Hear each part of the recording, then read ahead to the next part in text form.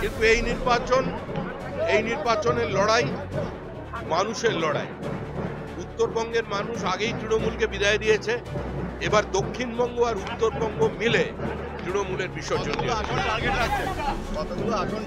উত্তরবঙ্গের তৃণমূল খাতা খুলতে পারবে না।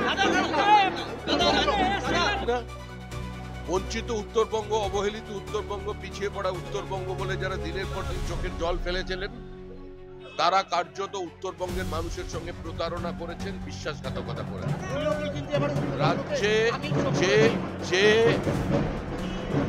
উত্তর কন্যা তৈরি হয়েছে তাতে যে বাজেটারি অ্যালোকেশন জল গরম করা হয় না, সেখান থেকেও ফান্ড অন্য জায়গায় সাইফন অফ করে নিয়ে আসছে। 21 তারিখে যুব মোর্চার প্রোগ্রাম আছে। উত্তর কন্যা অভিযানের মধ্যে দিয়ে বিরোধী দলনেতা শুভেন্দু অধিকারী উত্তরবঙ্গের সঙ্গে বঞ্চনা, উত্তরবঙ্গের সঙ্গে প্রতারণা, উত্তরবঙ্গের সঙ্গে বিশ্বাসঘাতকতার প্রতিবাদের সূচনা করবেন।